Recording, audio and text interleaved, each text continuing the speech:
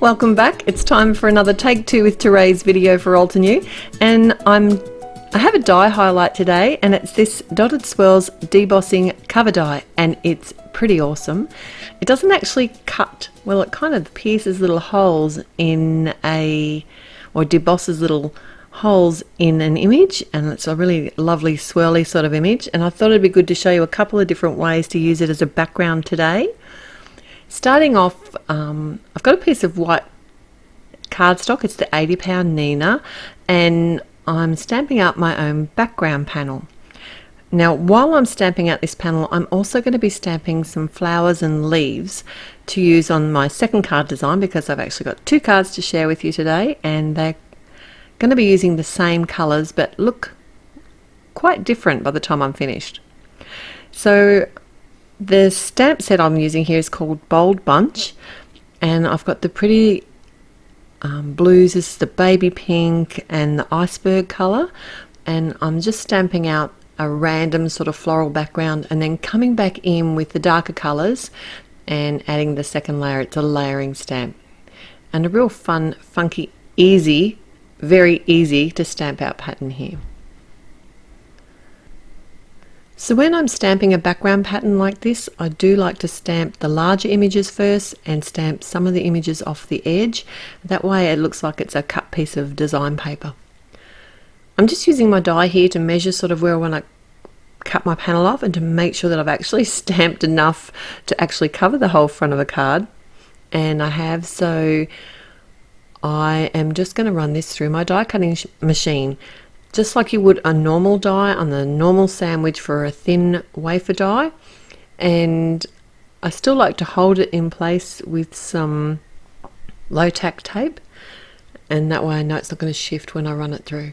But how cool is that pattern? It's quite subtle, but actually debossing it, see how it is compared to the navy cardstock. I actually thought it'd be good to do one design on a pattern and one design on a plain cardstock, so you could actually have a good look at the difference there. So I've got a die cut from the Create-A-Wreath die, and it's the oval one, and I have stamped out a sentiment here. It's from a study in watercolor. It took me a few goes to get this right. My sentiment kept shifting on my misty lid, even though I was holding it in place with the die and had my guide in place by having it pre-cut. I don't know if you noticed that, but anyway, I had a few left over, so I did actually layer up my wreath in about 3 different layers, and then I just used my matte medium to attach it to my card front. So when I did add the panel to the front of my card, I made sure to add lots of adhesive, because the cover die does actually have a little tendency to warp the cardstock. It wasn't badly warped, I just would hate the idea of my card falling apart in the mail. Now these are the extra little bold bunch flowers and leaves that I stamped out while I was actually creating my background panels. It's a great time saver here, and I've just cut all of these out with some coordinating dies and creating a little bouquet on the edge of this oval wreath. Well, it's not a wreath. It's from the Wreath Die Set, from the oval die cut. There you go. And some of them I did pop up with some foam squares, and others I just used the tape runner just to add some dimension. I really love this Dotted Swirls Debossing cover die. It is a lot of fun. I couldn't wait to play with it.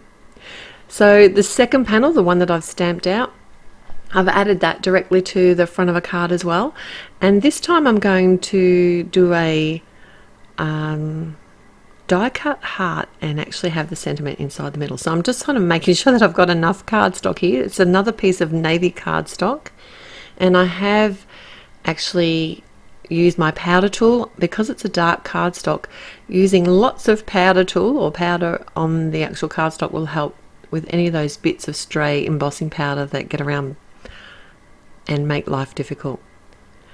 Once the embossing is cooled down, I just actually wipe that powder away with an old cloth. And this sentiment today is a beautiful one, and it's from the no, it's not. It's from the Fancy Greetings set. The heart is from the Halftone Hearts and the Nesting Die set. And I simply just added some matte medium and popped that up with a piece of fun foam and attach that to the front of my card, also using some matte medium because that gives me a little bit of wriggle time until I can make sure that I've got it nice and centered using the grid lines on my mat. So don't forget to visit the blog, and you can find all of the supplies and the links to the blog below in the description. Till next time, have a great day. Bye.